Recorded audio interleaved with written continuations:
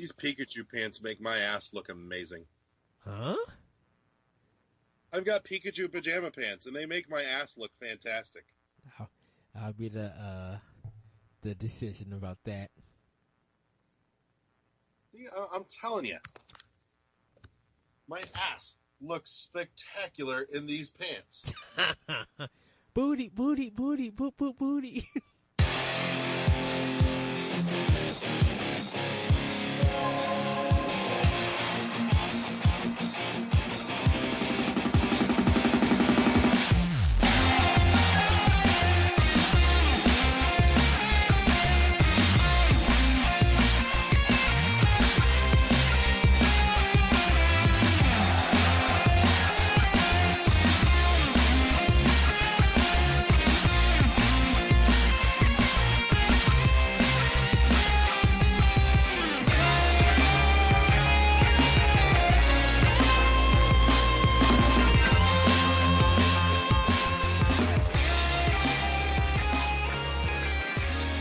Everybody, welcome to World One Wonders Podcast. I'm your host with the most, the Nestle Wonderball, Mr. Eddie V. Joining me is the Red Velvet Nordic Beast himself. I would say Red Velvet Naked Beast. I don't know why I keep saying that, but the Red Velvet Nordic Beast himself, Mr. Larry Giver. My foot looks like a GameCube. Dang! And joining us is the manliest minister of Maple, the principal of pleasure of Pinatas. Damn. Mr. Adrian Nieto. These introductions are getting sexier and sexier every time I come back. I need to go out for longer next time. Yeah. Wait, Next normally time the Prime Minister of Porn Stash. not with that beard that he has on. Well, Adrian, mostly you get on us about, you're like, oh my goodness, and then you feel embarrassed, but now you're accepting it. Oh, that's awesome. I'm too sick and tired to comment on anything else. Terms. Yeah.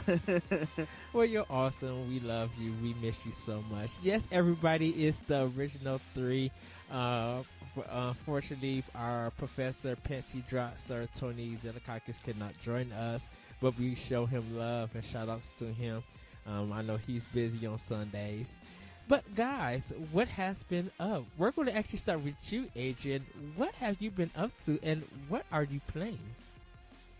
Well, you mean right now? Because I'm playing Zelda, so to speak. Who's not playing Zelda? But yeah, tell us about what you've been doing in Zelda. Catch us up, or what games that you've been playing or doing.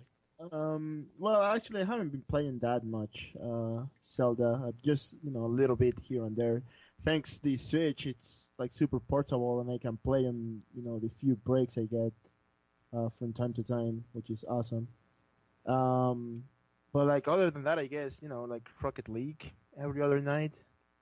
And that's it. I'm pretty sure that's pretty much everything I've been actually playing, and not pick up. Hey, this is really fun, but now I'm busy, and then just leave for a bunch of time. Why are you and I not playing Rocket League regularly? Seriously. Because I'm playing on the Steam. You're playing on Xbox. Crossplay. This does not matter. Yeah, but it's a pain in the ass to set up. We have to create like a private room and have like a password, and then we have to tell a bunch of people to get in. And if it's only you and me, then it's only 1v1, which is not really fun. You're not getting it on Xbox One, Adrian? No, I have it on the Steam. I might pick it up on Switch if it actually comes out. Oh, the good luck with that. If it was going to be on Switch, they would have brought it up. They're looking at it. It's not going to be on Switch. Don't be a naysayer. Don't be a Debbie Downer. Damn it. They had ample time to get that game on Switch. There's no way that game is going to be on Switch down the line. They had ample time to do it. Oh, we're thinking about it. Everybody is playing Switch. Why you not gonna? I'm like, it's selling out. Why would you not do it? Be like, you know what? Let's get this game out for the summer, or make look at their community if it's on the Switch. Yeah, that's the big issue, and like Nintendo needs to go after those games, And like now that the Switch is selling well, maybe they're looking at like, oh, now it is actually worth our time.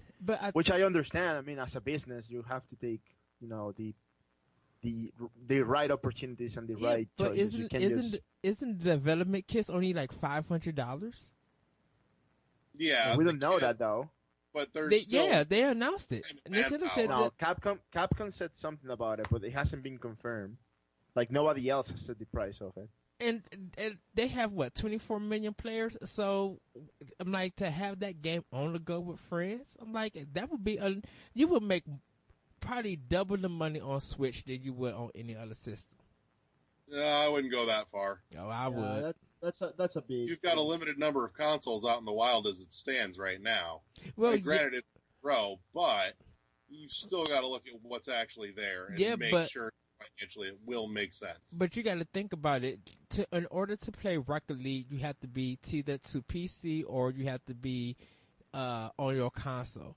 With Switch, if I want to play Rocket League on the go, because I feel like spending some time and I just feel like playing with a friend and I just jones it to play some Rocket League, if I could do that on the go, I'm going to do it.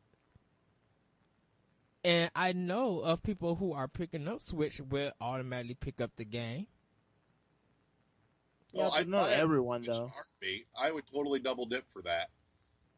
Yeah, but same not here, necessarily everyone will. But exactly, like not everyone will really do it. Larry and I, because we really enjoy the game and we want the Switch to succeed. Mm-hmm. But not everyone is gonna pick up this just to play. However, with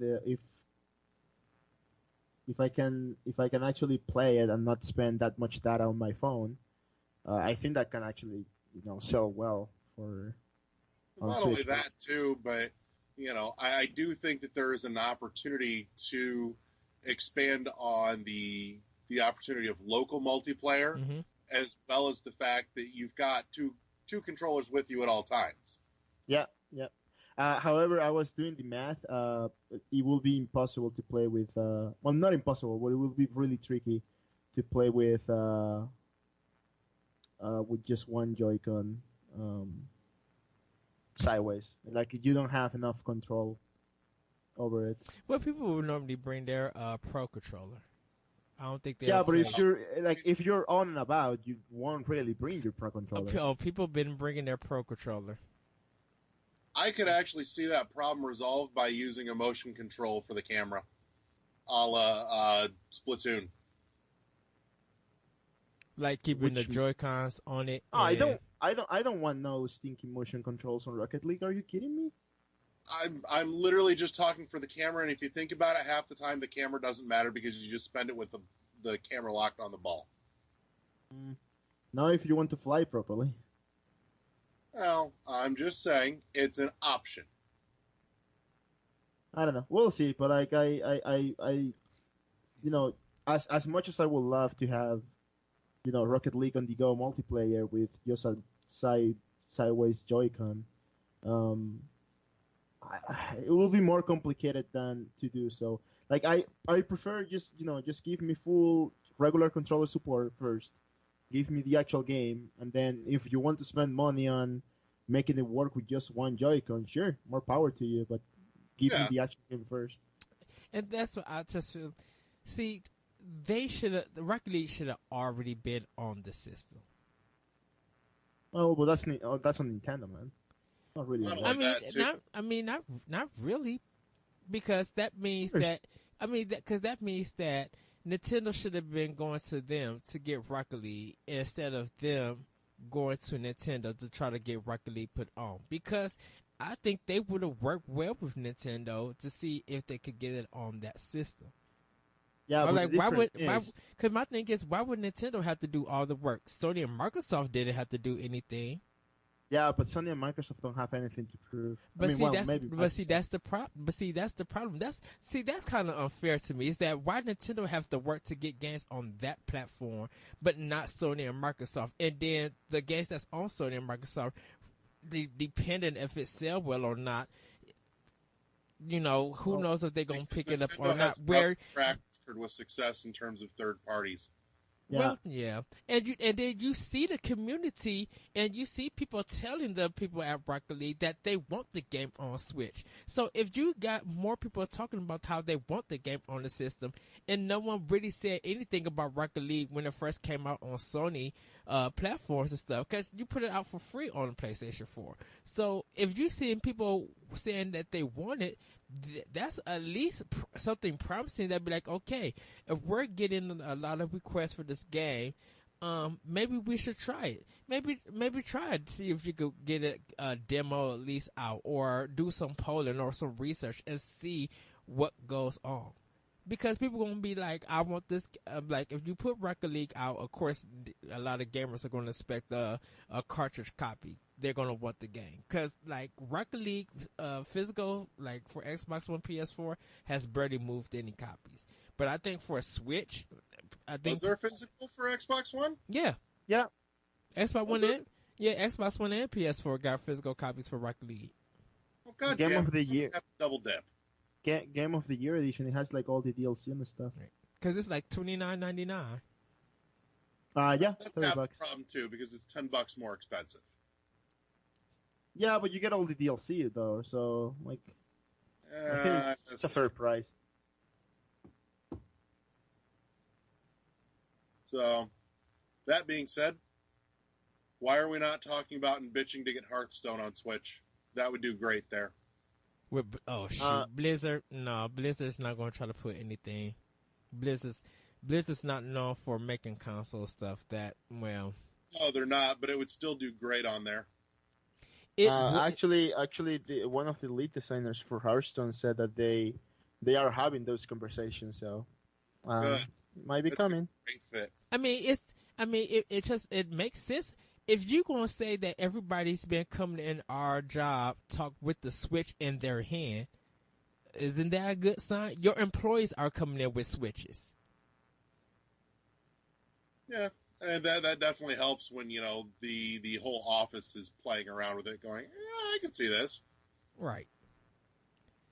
But it's Blizzard, and, well, yeah, about that. To be fair, Blizzard doesn't exactly have a great track record on console anyways, but that is true. It's a little bit different, I could easily see this just in terms of layout.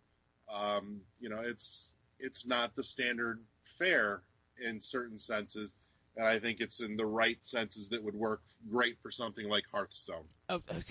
Do you know how easy it would be for people who are going to BlizzCon to be like, of course they'll have their tablets and they'll have their PCs and stuff, but I'm just like, if you could get that full content on Hearthstone on Switch, and you see everybody at BlizzCon paying more on their Switch with that game, it's a guarantee to be a good seller. I would jump on Hearthstone if it came to Switch, even though I don't have the system yet. I think part of the issue for things like Rocket League and Hearthstone on Switch, though, would be that they would probably need to put some time into working out an offline mode. Something that's not dependent on a network connection, but can function just in a split screen or in a local network setting. Well, that should be easy. These are things that these games don't necessarily do, right now, and it could take some adjusting to make sure that those things translate. Blizzard should know more. It should be easier for Blizzard because they have space doing stuff online, offline. You're a company who make a whole bunch of games for PC and mobile, so you should know how to do this stuff. Rocket League, yeah, because it's an indie studio, it may take some time for that. But like Blizzard, that should be easy. In no way of fat, or I cannot think of that saying. There should be no way that they have a problem trying to get local or single player or local co-op or whatever on Switch. It shouldn't be that hard. Oh, but you have to remember that those games are not designed for offline. They're built from the ground up for online only. So like it's a lot of work to change the design to make it fit now one thing. Are you saying it's ground up Okay, so because it don't have no local player, it would be hard for them to do. Because it shouldn't, because they would have to take more effort. It takes more effort, more time, more resources. It's a lot more complicated than just like, oh yeah, let's just add local co-op where one person is fighting the other person. It's more complicated than that. Then how long do you think it would take? Because it shouldn't take them that long. They've made games that's deal with local players. Yeah, I understand that the Switch is new technology. But it's not really that, Eddie. It's those two games are built for online. They're not built for offline or single player. Rocket League, yes, you can play locally, but you don't play locally you don't play locally as a party game. You play locally as we're both gonna hop online. That's the quote unquote locally multiplayer that they have. Well, yeah. The same with Hearthstone. It's an online card game. It's not like it doesn't have a single player. Will have to change. They don't have a single player, so the design will have to change to support that local play, and changing the design of something just to fit the one console that they don't know if it's gonna be, if it's gonna keep selling like it's doing right now. It might not be worth it. Like unless these things start selling like the Wii back in the day, then sure, let's put money because that machine is a money maker and we can get the money back. But if it's not, I mean, if it's just the same as the Wii U, why would you bother? While the Wii sold well, third parties on the Wii historically didn't fare all that great. Because they didn't. Part of that was their own fault for just shoveling out crap. Yeah, right. exactly. They did mostly ones that put on genuine good stuff didn't necessarily fare all that well because everything surrounding it was crap, and so everyone kind of approached it with a look of, I don't know. And most of the content was missing, so it's just like, why even put it on Wii U if you're not going to treat it as the other systems? Why even put it on there? I think, like, because, like, okay, no one bought Need for Speed. No one bought Need for Speed on PlayStation 3, Xbox One. What makes you think that they're going to buy a game that's a year or something old on Wii U and charge $60 for it? That doesn't make sense, EA. Using you guys for a good example. Yeah, but that's where I'm liking Nintendo's strategy of, hey, we're gonna be going after, like, we're gonna bet out every game that comes, that wants to come into our console, and they're giving money to, like, indie developers and third parties, like, hey, bring this product because we want this one specifically. We don't want something else. We just want this one right now, and they're giving money to those, and that's why they have to go. They have to go after Rocket League. They have to go. I mean, Hearthstone. I know it has a big, player base, and it will probably do well on Switch, but it's also like, I can have it on my phone, I can have it on my tablet. Why would I install it on Switch? I mean, sure, maybe, but because it would be there's something about going to cons or going to, maybe on the flight, it would have to be single player. But, going to conventions, going to Blizz kind of stuff, and not having to worry about having to paying for a connection or going to McDonald's like that. If you have your own Switch and I have a Switch, if we want to do Hearthstone, we could be able to battle without too much hassle or anything. All we got to do, pull it out, turn it on, and play. Instead of trying to worry about, there has to be the financial draw for the third party developer. Yeah, and that's what they don't know for sure is there yet. Well, the thing about it is that, and I said this in the past to many people. I think the Switch is gonna make Japanese developers more money than they will do Western third party, because Western third party is so much stuck in a rut of releasing the same thing over, the content, the ideas, the DLC, the gameplay. Like, they're not trying to bring out new IPs. They're not trying to go out the box of doing different genres or something. So they're stuck there. And yeah, it would be, developers are stuck in a special kind of rut too. because every game coming out for the last 3 years is a Dark Souls clone. Well, yeah. Yep, I agree. I agree with you with that. Yeah. There really needs to be a better term for that genre than Dark Souls clone. Yeah, but if you look like at Platinum, of course, yes, they do a lot of beat 'em ups and stuff. But Bayonetta 2 was such a good fit for them for working with Nintendo. With it Platinum. was, and it sold like crap. Huh? It was, and it sold like crap. Yeah, because it was on the Wii U. Nintendo courts, Platinum for it, gets Bayonetta 2.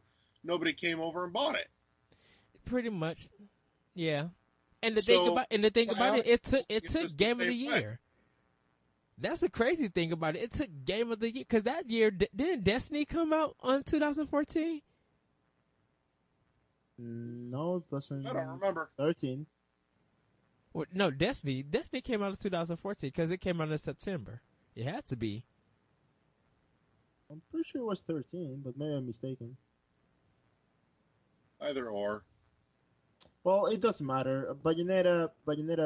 The problem with Bayonetta 2, as cool as a game as it is, it came out of the Wii U. But that was its doom. But see, that's the thing about it. Bayonetta would have been doomed if it only came out to one platform. Bayonetta, see, that's the thing with Western third party that people don't understand. They need two systems in order to sell a game. Look at. Oh, really? Yes, they do. Horizon sold a crap ton of copies. And because that's first. Okay, that's first party. But I'm saying third party. You see how well that Sony marketed Horizon. So that's good. That's good marketing. Well, the gameplay, Yeah, but it was not first party. That was still a sizable seller on one console. Which one? Which one? First one. No, which game are you talking about? Titanfall. Oh, yeah, that's true. That came out on Xbox One only. It came out on two systems, so. Not the first one. First yes, one was Xbox One. No, it came out for 360 also. Yeah, no, that checks out. Eddie's right. Okay. It came out for 360. Yeah. And it came out and also PC, right? I think. I don't remember this on 360. Nah, not on PC. But it was a dumbed down version though. But... Oh, I know it was a leading game on Xbox One. Yeah. Yeah. So yeah, there's that. And I think that the problem that people have with Titanfall though is that they wanted the single player, which was actually shocking to me about that. I was just like, wait, y'all don't care about single player in Call of Duty, but I do. Well, yeah, but I'm just like, you guys buy Call of Duty and everybody hype up the multiplayer. So, and people say, I buy Call of Duty for the multiplayer. So why with Titanfall do you need a single player game? It's like... Well, because the thing is, the problem with games that don't have a single player is that you don't get used to the controls if you just hop online and it really starts destroying you. And that's the big thing. The single player helps as a tutorial to learn how to play the game and to get used to the controls before hopping online. Rocket League gets a pass because it's so easy and stupid that it doesn't really need anything else. You can just hop online and you will lose, obviously, but you'll get the game right away. You'll understand within 3 minutes how to play the game. Learning the physics. Yeah. Oh, the physics will take you time to fine-tune, but your controls you'll understand in a matter of minutes. Well, if it's basic driving, hitting reps, and timing, that shouldn't take long. It just now depends on the physics of the ball gonna go in or not, depending on how you hit it and what angle. Oh man, yeah, that's something that you're gonna learn by playing more. You know, that's part of fine-tune learning the game. I might get upset because I might cut it off and be like, I'm just about to go play Twisted Metal or something and blow all the cards up. Yes, everybody, I need to buy Rocket League. I know, and hopefully we'll do World 101 Rocket League playthrough, and I'll get destroyed because then depending on whatever I'm looking at or playing. I'll be like, ooh, something shiny. Yeah, that's a thing. Adrian, what else have you been playing? We got way sidelined. No, nothing really. Just that really.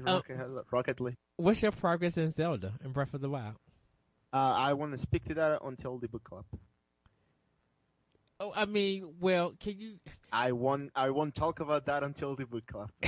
Well, only reason why I'm asking is because you heard where me and Larry and you called spoilers on me. I don't know why, because we did nothing spoilerific, but progress in, have you like really got like about 50 hours into the game, 70 hours into the game, like how? Oh, like you want to know the time? Yeah. I have over 150 hours. Okay. Fantastic. I am curious, again, staying away from spoilers for you here, but are you pushing more in the narrative, or are you just poking around exploring? Oh, no, I've been exploring like crazy. That's Did you just say you finished Twilight like crazy? What? No, I've been exploring like crazy. Oh, okay. I heard Twilight. I'm like, I'm like, did he just say Twilight, like Vampire Twilight or Twilight Princess HD? Oh, I will. Oh man, like I don't think I can ever play another Zelda game. I can. That's oh easy. gods, no! Stupid long tutorials. Just get out of here. I could easily. I'll play Oracle of Season or Ages because I love those games. But everything else is just a big nope. I need to finish Seasons. I have Seasons and Ages, but I need to finish them. I haven't gotten far in them. You know, I'm going to own up to it. I haven't played any of the Seasons games. You should, Larry. I think you're gonna really enjoy them. If I'm honest. Yeah, I know. I might actually scope that out once I get my new 3DS XL. Sure. We got the Pikachu one at my job, and I want it so bad. Just because I don't download anything more onto my current 3DS until I get it replaced with the new one. That's coming fairly soon. I have to actually change my I have to put my new 3DS whenever I get it. I got to put it to the current my Nintendo, so when I buy games on it, I could get that. Because I'm not transferring anything over on my new 3DS. I'm keeping everything that's digital on the game. I'm keeping everything going that. I paid too much money for my Zelda 3DS. Mm. Yeah, I don't have any special edition 3DS. I just want the new 3DS XL so I can, like, properly pocket some Super Nintendo stuff. I've got a Super Boy and I love it. It has a great nostalgic feel to it, but I kind of want a simple, portable Super solution. What is funny, they're now appearing back in stores. Like, they now are just restocking it. And they've been going since since November. Christmas time, yeah. Yeah. Well, yeah, they were producing Switches like crazy. Well, yeah, but it was just like when stores got maybe 2 or 4 of them, even with 2DSs, they were gone within 5 minutes. Yeah, that's obviously like everybody thought like, oh, the Switch is gonna be this hybrid thing. So I, better buy a 3DS before they get discontinued. No. Well, it's not. It's not that. Everybody was looking for a Wii U. Because of the same reason, it's discontinued now. It's a collectibles item. Well, I know for 2DS it was the price. Because kids. Oh yeah, the 2DS is so cheap that if you're not getting one, you're missing out. Right. And it was just like kids were asking for the new 3DS. I think people were trying to get Wii U's because their kids were asking for it. Like a lot of more parents were trying to buy stuff. So it wasn't like people who were trying to flip them for a higher profit. It's not those like scammers and stuff. That's scalpers. Scalpers. There are some scammers too because they try to use fake credit cards too. But there were a lot of parents, definitely in my area during the holiday. Anything Nintendo, they were buying. Like, barely anyone in my area touched PS4 or Xbox One. And that's for games and systems. if anyone touched the Xbox One, it might be the Slim and maybe one game or whatever came with the system. That was it. They didn't touch any of those games throughout the holidays. I could see that, and I did watch some of that happening too. Actually, I had a family member that was looking for a 3DS for somebody for Christmas and couldn't find them for shit anywhere. And, I did a little poking around and didn't find much anything myself. But, yeah, they didn't do much to stock it either. And I do think part of that has to do with the Switch. I think part of it just has to do with the fact that they're bracing to phase it out. No, they're going to continue it. Nintendo makes too much money on 3DS to put their full commitment to Switch to make them profit. I mean, Switch is going to make them money. Don't get me wrong. Switch is going to make them money. But if they could double their profits with their handheld and console business, they will. We'll see. I think we'll know definitively what direction they go probably by about the end of the year. Well, I think by E3 we'll know more. If they do, because hopefully they do like the fall Nindy segment like they did last year, and that would say something if they're doing more for 3DS in the that fall segment, or they decide to do a Nintendo Direct for both Switch and 3DS. Because they got too many games that they announced from last year's E3 that haven't got an official release date. They've still got a whole lot of stuff that they've put out, or that they said is coming for the Switch too. So, yeah. There's a lot of stuff just floating right now. Yeah, but I hope hopefully at E3, hopefully they talk at least about 10 or announce maybe 7 titles for 3DS. Hopefully 15 games for Switch, and then maybe updates on indies and some new indies. We shall see. So I'm hoping at least for like it might be a stretch, but I'm kind of hoping for 30 games to be announced between both systems. I don't think we'll see 30 games announced, but I do think that they will show somewhere to the tune of about 30.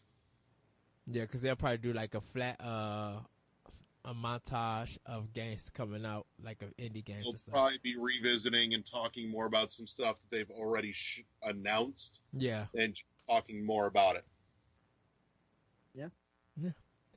Well, Larry, what have you been playing like what you're doing right now? And what you've been up to? I'm still off and on poking at Breath of the Wild. I'll sit down for a little bit, turn it on, wander around for an hour or two, find a shrine or two, a couple of Korok seeds, and then put it back down again. I put sufficient time to finally write a review for Fast RMX in. Which is absolutely fantastic. For the love of God, buy it. It's so good. Yes. What else? I'm thinking this week I will probably go back to playing more of The Witness. Mm-hmm. Let's see, what else has been on my list? A little bit of Snipper Clips off and on. I'm right at the ass end of Spectre Knight, and I will probably write that review in the next couple days. So that's a thing that'll be coming up. You can look for that. Lord, what else? I think that's most of it. Did you do the update for Breath of the Wild? Like, yep. Automatic. Did you notice any difference? I will say it does seem like it's dropping less frames. It seems to run a little bit smoother. So yeah, it looks more vibrant too. Around the Lost Woods, which is where I heard the biggest improvement is noticeable. Mm-hmm. But in general, it feels a little less chuggy. Okay, yeah, because I was playing it on the Wii U version, and I could notice it, but there's still some parts that is still chugs. Right. I didn't think they would fix it 100%, but at least it's better. Yeah, I think so they'll probably do more updates and continue to fix the frame rate. So. No, I don't think we'll see any more focus on frame rate issues on it than what we just did. I suspect that they're going to look at it and go, look, it's better. It was already decent enough that we were okay with putting it out. You complained. We fixed most of it. We're going to stop here. I think they'll keep going because they got the DLC still to do. So. Yeah, but I don't think it's going to impact anything in terms of DLC. No, well, we shall see. We shall see. Anything else?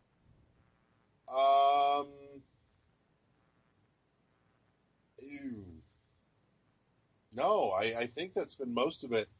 I will say my Switch was wonderful to have when I was spending some time in the hospital last week for various things. So, yeah, the portability is nice. How's that Call of Duty Infinite Warfare? I've played maybe the first 2 or 3 hours. Was that this week? Yeah, it was this week too. God damn it. I actually quite enjoyed the first couple hours that I've played of it. In terms of story, I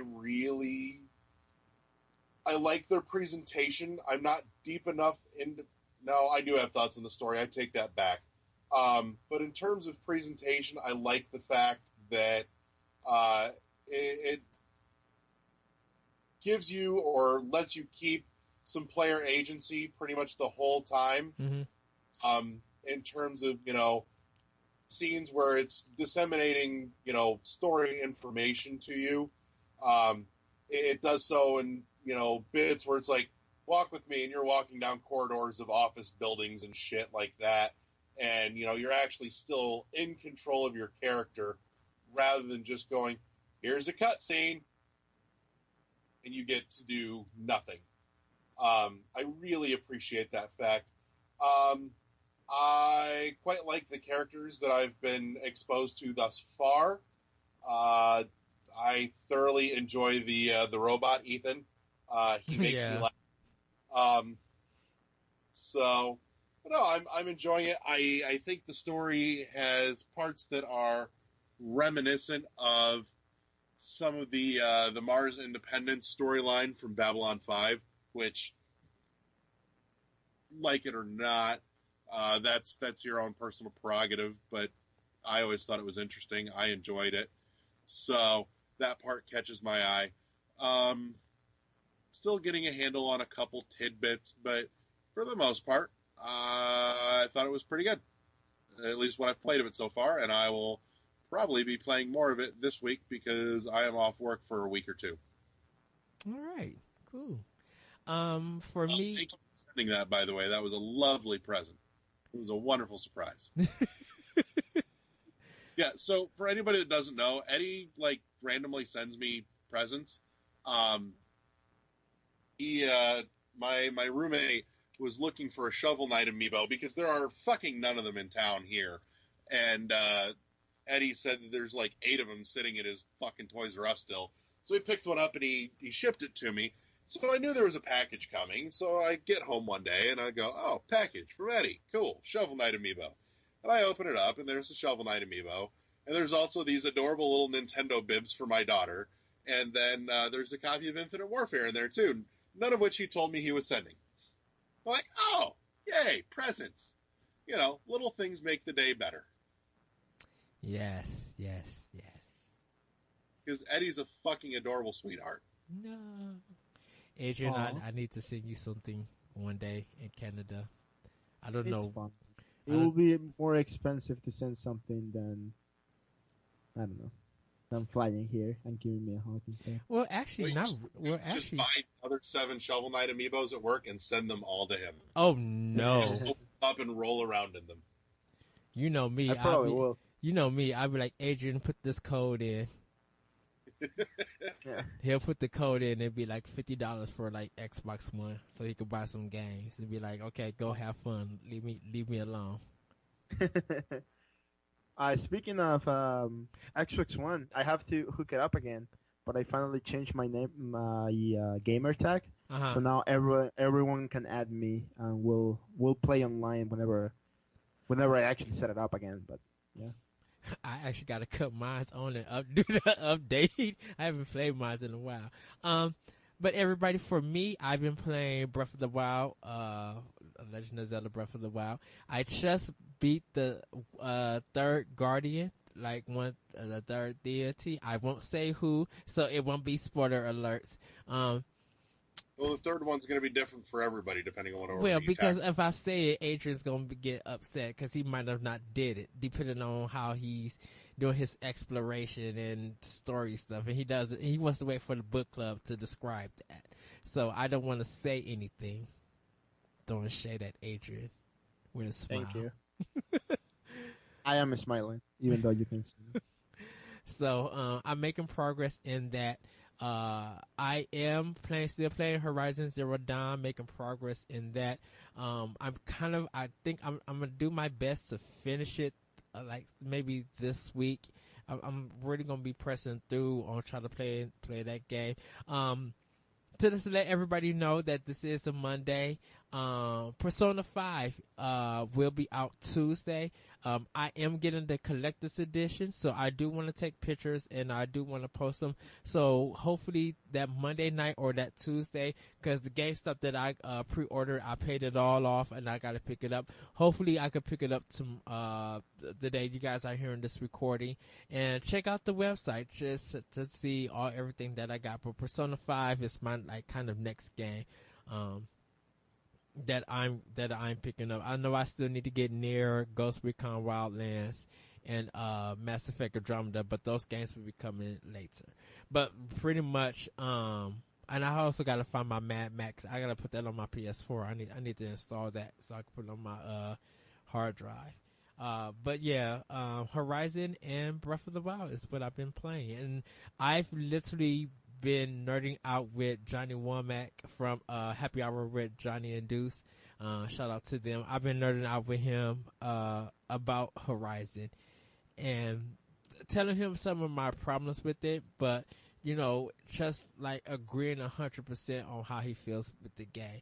And even though this is not a final review, that review will be coming soon.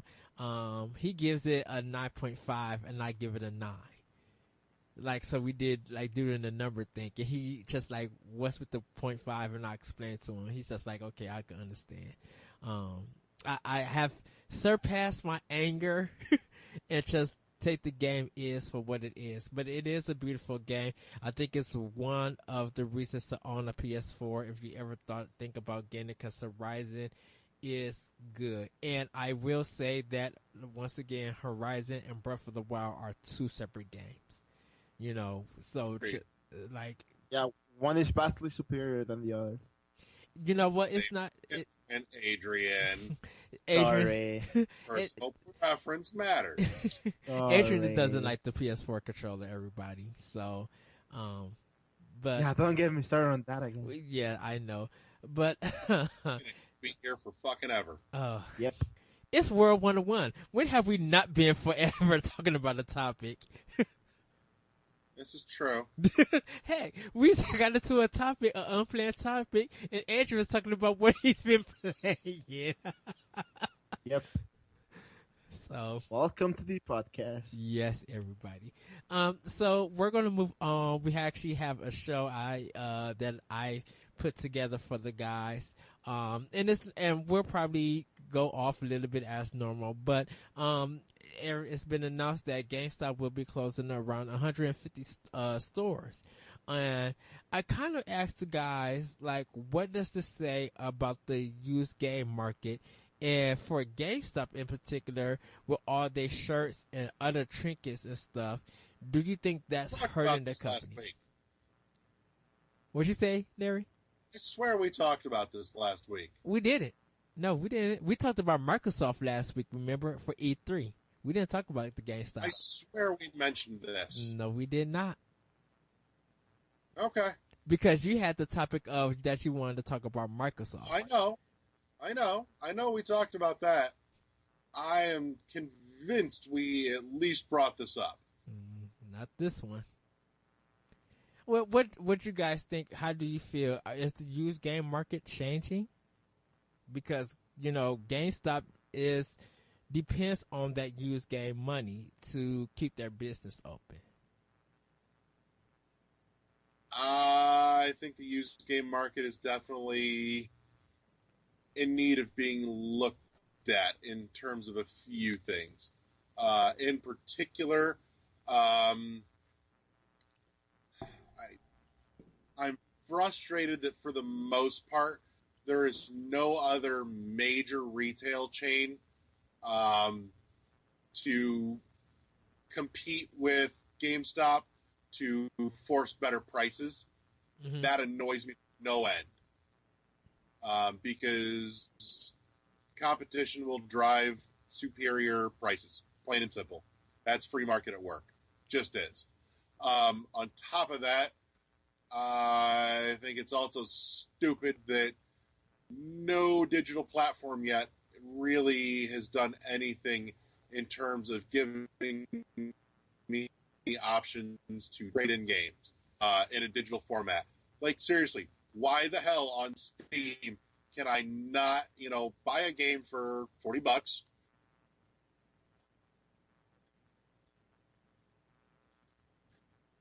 Give me an option to Larry, trade it in and drop the license for like $20. Larry, say that again because you froze. All right. I will repeat myself, but only go handsome. I think it's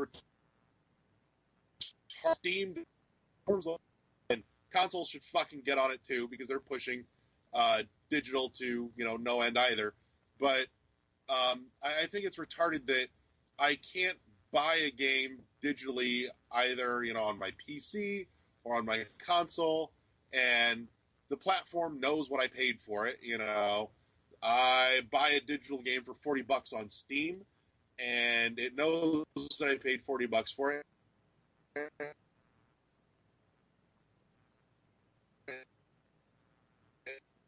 And it should get me $4. I own it for a month. I've played it. I'm done with it. I will probably never touch it again. Let me trade it in digitally for $20, and then I'll go buy another $40 game, and you've just earned another $20 of my money. Why is this such a complicated thing? In the meantime, they would rather just permanently lease us licensing rights.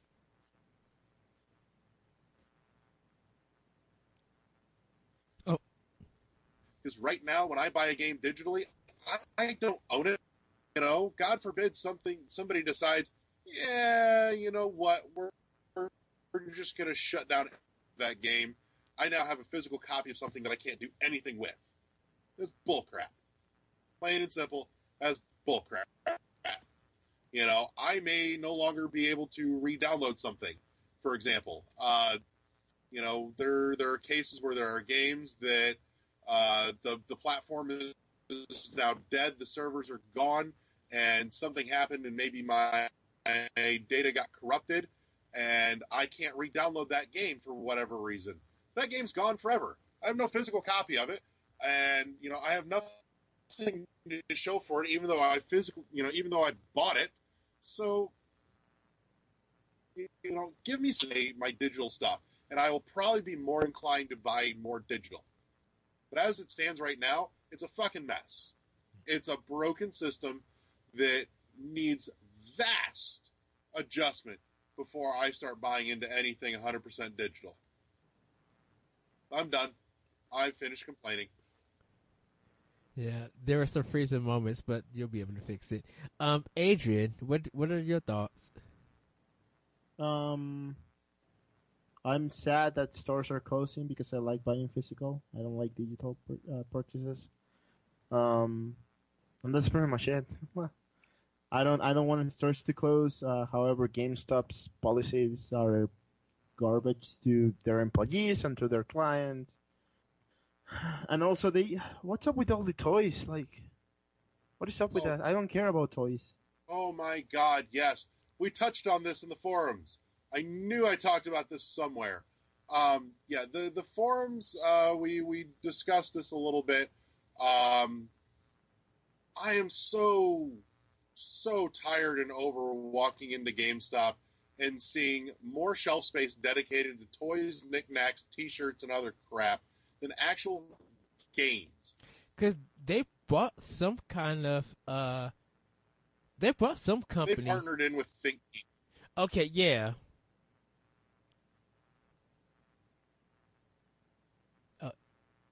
Adrian and Larry? I don't want a fucking keychain. I don't want a T-shirt. I have other places for that.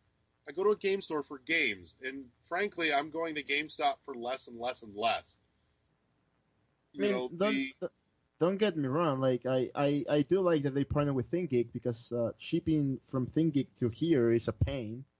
But that being said, yes, why like more shelf space for those things than actual games. Like I see less and less games every day, and I'm done. I walk in for the games. I don't walk in for the toys. I mean, it's nice that you have the toys, but that's not what I'm there for.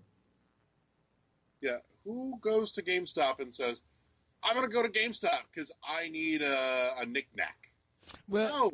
they think of the gamer mind that, this be a cool little trinket or a cool shirt or, something that you could get automatic, like quicker than ordering off of Amazon or something like that. Because there's not like set game merchandise in retail stores. Like you can easily say there's T-shirts, but there's only like a limited amount of T-shirts. You can't get like keychains and all those other kind of knickknacks like at Toys R Us or something. Or even like if I was GameStop, I would do more soundtracks than I will do T-shirts and trinkets and stuff. Like if I'm able to import, like if I'm able to team up with the studio or whoever from Japan to get like CDs like imported to like do video game music, I would rather do that because that music you can't get here in America physically unless you order it from Amazon Japan. You could probably buy a digital copy, but I'm like, if you want to hear the actual CD playing in your house or whatever, you might want to like have that like without having to wait for it to come in to be ordered. Well, I can get behind that. There are some things that they could do, but they don't seem to have an interest in that. It's just, I don't know. I think they've lost their way. There are other things they could do to help themselves out too, because like I said, dear God, their trades are atrocious to boot. Plain and simple. Their trades are god-awful.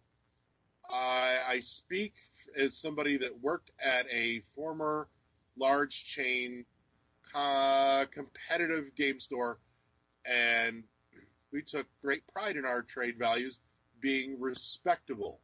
On top of that, they're not helping themselves out in terms of used any either, because when your used copy is less than $10 different, I'm not going to buy used. But it's not worth it to me. Not for like $5. That's less than a 10% difference. That's just asinine. You've got to do better than that if you want to support your ecosystem. And there are things that they could do to help themselves out. They could easily probably negotiate better deals in terms of what they're paying for new games from publishers if they were to give publishers a cut of the used game sales that they're getting in, but they don't do that. They keep all that for themselves. As I understand it, Best Buy at least does that. So, there's room to negotiate, but they don't want to budge on anything. They continue to do what they do, and they're going to continue to wither until eventually they've killed themselves off under the weight of their own stupidity and stubbornness. But then do you think as consumers that they'll just find another place to trade in all those games? Because then now, yeah, I do. If on the rare occasion I trade in a game, I'm going to take it over to a local mom and pop shop because one, I will right off the bat get better prices, and two, most of those shops I can usually haggle and negotiate with the owner. Nothing is fixed, and if I'm trading something in and I see two games for $30 and I got $25 in credit, and I can ask the boss man behind the counter, say, trade both these in and give me both of those for $25 instead. And I'll go, yeah, sure. And you know what? He will forever fucking earn my business and loyalty for that. There's some give and take there. And on top of that, he's far more reasonably priced on all of his stuff already than GameStop is. And then on top of that, my return patronage is appreciated because I continue to, garner face time and tenure with him. Mm-hmm. And so, I tend to get better deals the more often I come back. Okay. What about you, Adrian? GameStop does none of that. I don't really trade in my games. The few times that I've considered trading a game in, I usually find a way around it and just don't. But yeah, I've told this story before how I went to GameStop years ago. This was I want to say 2009 or something like that, and a friend gave me a game to trade in. Because he didn't have a GameStop or anything nearby, he told me, just pick me up a PlayStation Network, like $15 car or whatever. Mm-hmm. It's like, yeah, sure, don't worry about it. I'll help you out. So I went in, and as soon as I opened the door, I see the game that I was about to trade in. I want to say it was one of the Killzones, but I'm not 100% sure. Anyway, I see the game that I'm about to trade in being sold at the same store, used, for like $45 or something like that, and I was just like, oh man, this is wicked. They'll probably give me like half of that or whatever, maybe some more, and I'll give him the car and maybe get some extra money for myself or whatever. So I went in to trade in the game, and the guy says like, yeah, the trade-in value is $5. I was like, hold on, like you're selling this game for 45 and you give me 5? Yeah, but it's like a very old game, so it loses its value. Like, yeah, I get that, but like you are having a 500% margin profit on this. You know what? Forget it. I'll just skip the game for myself. I bought the PlayStation car and I give that to him. So he basically sold me the game for $15. So he got the better deal. I got a game, which I haven't played, obviously, but like I got a game for 15 instead of 45. So that's my issue. Like those prices, like you're saying, they're completely wrong. They don't know how to set those prices right, and they sell them for like $5 cheaper than a new game. Like, why will I buy a used game if I can just buy the new one for $5 more? And that has happened, that the used game is actually more than a new game. You'd be like, wait, that doesn't make sense. Yep. They want to take the they want to screw the customer at just about every turn possible. It's an old game, so we're going to knock down the trade value, but we're not going to bring the price down to match. It's like, you can't do that and stay in business. Well, sometimes it depends on how many copies of that game is being traded in. Definitely, I know with new releases that if you spend $60, I don't know how much you get back, but when you look at it, you be like, it's $54.99 and the new game is $59.99. Like, this game just came out; it shouldn't be used at all. Yeah, but even still, if I'm going to buy a used copy, you got to do better than $5 off. I don't care how old it is. Yeah, I'm 100% agree with you there, Larry. If you're selling me, if you want to entice me to buy a used game, which is your whole business, yes, give me a better deal than just $5 off a brand new game. If you are selling that game to me for half of what the new game is, Mm-hmm. sure, I'll take that. I'll buy the cheaper, same version of the game. Just I don't get to unwrap it, which for me is a joy. But I'm paying a lot less. I can buy 2 games instead of just one, Pretty right? much. So it's like, yeah, you have to give me a better deal. You're not getting my business because of that, right? Like you're losing money. I'm spending more money. I'm not supporting your store, and just moving on. Well, I'll still get the buy 2 get 1 free. I'll take that. That's how I got the order. That's all I'm gonna say. So we're gonna move on. Shut up, Larry. You got end of that stick. Larry, I was about to say, Larry, shut up, because I knew you were about to say something. Yeah, I am forever gonna make fun of you for that. Hey, I got it for free, so I'm not complaining. I rated the game. You still pay too much. Hey, I rated the game as $5 with a Wendy's coupon. That's good enough. So we're going to get to the last part of today's episode, and kind of want to ask you guys this question. Some company is releasing a Sega Genesis game, a brawler coming out, and I posted you guys, like, would you love to see old consoles get new games for their system? Like, would you like to see a new Super Nintendo or even an N64 or GameCube game? Because I know a lot of companies or a lot of indie people, garage companies or something, they do like a lot of Dreamcast games. But would you guys like to see like these, like something for the Super Nintendo ever come back out?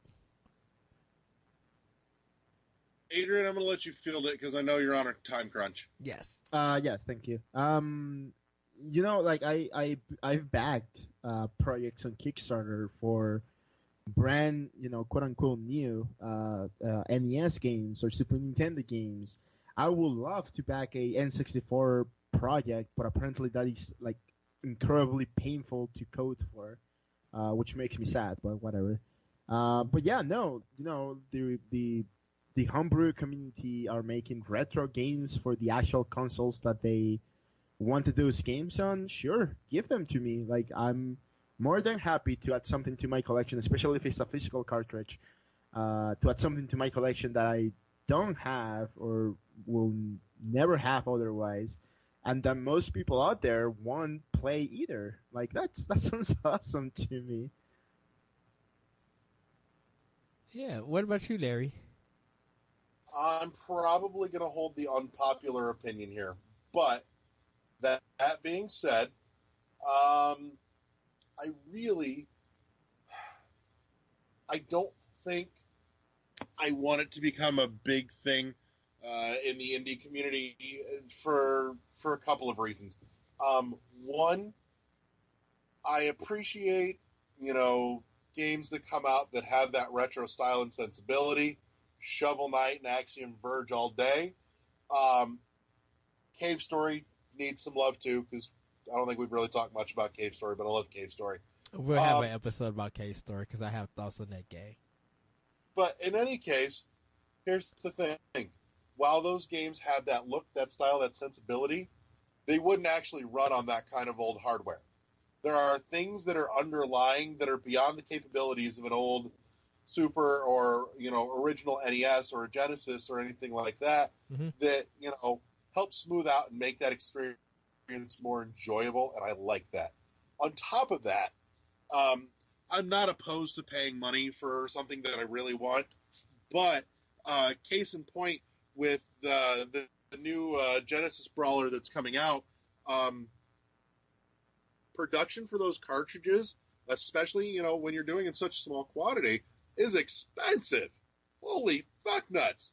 We're talking about $70 for a Genesis cartridge Brawler. Think about that for a minute. That's for a basic bare bones copy of the game. $70. Now, if that Brawler comes out digitally for like $5, $10, $15, I'll pony that up in a heartbeat because it looks like fucking fun. Yes. That commercial is fantastically ridiculous. And the game looks like fun. It features a very large, burly, half-naked Asian man screaming into a microphone and then some very smooth, relaxing music at the end. It's a very weird thing. You should all watch it. And, I'll post a link to it. And but in any case, before you go, Larry, the title is called Paparium, Paparium. So if you want to look it up, Paparium, and like Larry said, he'll post it on the forum. But go ahead, Larry. But yeah, in any case, it's one of those things that, like you said, it's expensive and that's cost prohibitive. And I'm one of those people. I would like to get the most out of the most game for my money.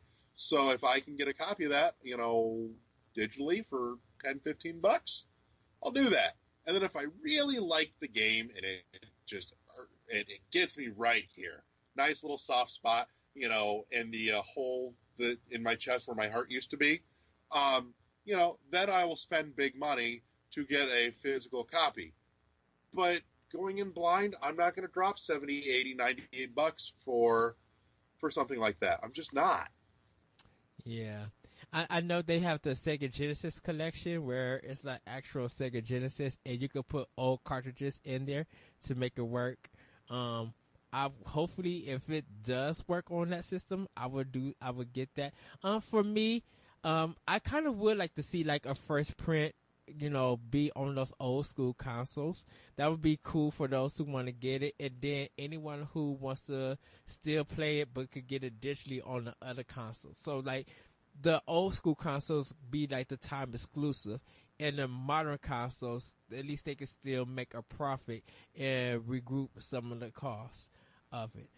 That's how I would like to see it be done, because I would love to like play Super Nintendo game in this modern time, like something that's never came out, or Sega Genesis or TurboGrafx, something like that. I would love to see all of that being done. And yes, I know with modern consoles, the feel of it is there, but not the actual style of it. Meaning that, with taking Shovel Knight for example, there's some things in Shovel Knight that wouldn't have been done on the NES, but the feel of it and the look and the style still makes you think of a Nintendo game. So there's just that feel, but it's not a lot of that stuff that's on that game could have been done on an actual Nintendo. So, but with that, everybody, that is our show. Before we go, Adrian, what would you like to plug? Let us know. What's up? Follow my company, The First Machine, at thatfirstmachine.com for the latest news. Although I don't update the website often, so actually follow us on Twitter. That's probably what I post most of the updates. We have a new game coming out soon, and follow us there, and you'll get notified when we do. Yes, Adrian, will you be joining us for E3? What do you mean? Will you be at the show? Will you be recording with us? Oh, I didn't know. I thought Larry was going to. Yeah, Larry is going, but we're going to still be recording throughout the week. It's E3. We're probably going to be talking about a lot of what Larry's actually been playing, get his ideas. Fucking everything. Yeah. Yeah, I don't know. Like I don't know if I'll have the time, but sure. If I'm available, I'm game. I love talking E3. Yay! Yeah, because I'm taking days off for that. So that I'll be able to record, because I'm definitely gonna be busy popping on other people's podcasts, recording World 1-1 Optional Opinion and all of that. So I'm going to be definitely busy with that. But yeah, everybody follow Frozen Machine. Larry, plug what you got going on. I will probably be spending some time streaming on Twitch over the coming week or two. Coming up this week, I swear to Christ, I will get the Spectre Knight review up. It is taking me some effort and some time to get back into the rhythm of writing. On top of that, doing reviews, which is something that I didn't do a lot of when I was doing more writing a number of years ago anyways. It's a very different style of thing for me to approach. That being said, so that's coming. We are on Twitch. Like I said, I will probably be streaming some Infinite Warfare and maybe some Rocket League. You're going to have to forgive me because the Twitch setup is just the Xbox One with the Xbox One Connect, and Eddie keeps telling me it sounds like garbage, and I have no idea what I can do to fix it, but I keep thinking with it, hoping anyways. So, I'm probably going to send you a link, Larry, if you care to order one. Because like the headphones that I'm using now, it has a mic to it, these Sony headphones, and if you plug it into the controller, it'll pick up. And so when you talk, you'll sound more professional. So that the camera won't pick you up. You'll have the mic in the controller, and you'll be able to hear yourself in the game. Yeah, I can order shit right now. There is no extra money floating around. Trust me.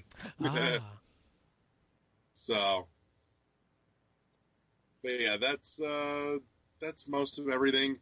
As always, the main source of news of anything that we do is on the Facebook page. I really do need to pay more attention to our Twitter. I swear I will get better at it. What else? Twitch, Twitter, Facebook. Catch us on iTunes. Big, huge fucking welcome and hello, by the way, because I noticed we had a huge uptick in traffic over the last week on people listening to the show. So if you're new, hi. I hope we have not, well, I won't say I hope we haven't offended you. That's usually a personal goal for me. But, I hope you at least enjoyed it a little bit, if you're the masochistic type. But other than that, stick around. We hope to see more of your gorgeous, sexy faces. Yay. And you can follow us on Twitter at World1_1 podcast. You can email the show because we want to hear what you guys think about Rocket League being on the Switch, and what you guys been playing, what you think about GameStop and the used game market. What would you like to see of old school games was coming back? What game would you recommend that you would, or maybe a sequel or something? And any other thing that you guys would like to talk about, you can email us at world11podcast@gmail.com, WORLD11podcast@gmail.com. You can hear more of our episodes at shoutengine.com. Once again, thank you everybody for listening and, checking us out. I have a podcast called Optional Opinion. You guys can find that at SoundCloud, the Anonymous Radio Network.podme.com, iTunes, Google Play, and other podcast apps. So you guys can follow me there. I have a blog from last week called What a Character on IGN.com under anime ENIME. That's my latest optional opinion. I talk about characters that have made an impact in the industry. That's that's a lot of people's favorites and stuff. So do check out those blogs. The podcast will be coming out later. Sorry I had to postpone it because I had to work. So I wasn't able to get it out. So do check that out. Hopefully you guys follow me on Twitter at That's Retro Code. And you can find me on Facebook under Ever Varnell, and check out my the Order 1886 review that I posted on the forum. We have now got everything together. Reviews will be going on World 101 page, correct? Our official Facebook page, not the forum. Forums of conversations and discussions. Speaking of conversations and discussions, Adrian, pimp the book club. We are gonna have goodbye to the Wii U coming up soon. Probably by the time you're hearing this, it's gonna be up actually. We're gonna choose talk our best experiences on the console. Take it or leave it, but the Wii U was quite enjoyable, and I had lots of fun with it, and I met a lot of good people thanks to it. Hi. So yeah, exactly, and like you guys, right? Like we started talking thanks to, with Larry it was Super Metroid. That's when we started talking. But with Eddie, sorry, Metroid Prime. Yeah, I guess that too. But you actually helped me out a little bit. We weren't talking that much back then. This is true. During Super Metroid, yeah. Involved until Prime. Yeah. I ran all through Super Metroid in one day. Me and Johnny did. But no, yeah, that's really cool. It was a really nice console, and the Switch has taken over pretty much every single one of our lives except Eddie. But we want to, say goodbye to the Wii U and talk about, like our top three, not our top three, but like the three games that we basically enjoyed the most on the console and tell some stories about it. And so that's gonna be coming up soon. Follow me. Well, not follow me. Go to Facebook.com/groups/MBC Book Club. Yes. Or Nintendo Book Club. Yeah, no, MBC Book Club. Yeah, that's the name of the group. And also yeah, join us. You can join there. And also, guys, you could join us on MVC Video Game Book Club for April. We'll be discussing The Legend of Zelda Breath of the Wild. So, if you guys have that copy for Wii U and Switch, play it. We want to hear your thoughts on the page. Because I want to see what everybody thinks. I know some people don't want stuff to be spoiled, but I want to, hopefully, I can hear everybody's adventure or something cool that they just want to mention in the show. That's what I want to see. And that's why we gave Zelda like 2 months, right? So everybody, plays at their own pace and explore as much as they want to explore and do the things they want to do without feeling pressure like, this is, the month is going to come up and I haven't beaten the game or I don't want to, listen to the episode because it's might be spoilery or blah, blah, blah, right? So, you still have all of April until then. We'll talk some Wii U stuff. So, yeah. And Adrian, when is the poll going up for the next system and game? Will that be coming in a couple of weeks? Yeah, I'll probably start that on the second week of April. So. Okay.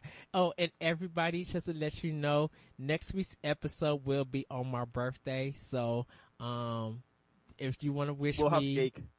If you want to wish me anything, any early birthdays, you guys can. But our next show, it should be about me. No, it won't be about me. Someone would do something stupid on Facebook or YouTube or whatever, and we'll discuss it. So, and with that, everybody, that is the show. And we will see you till next time. And with that, we are out. Thank you, Adrian. Thank you, Larry. I'm going to miss you guys during this podcast. All of you. I will talk to you throughout the week. Yeah. Bye. Bye, everybody. Bye.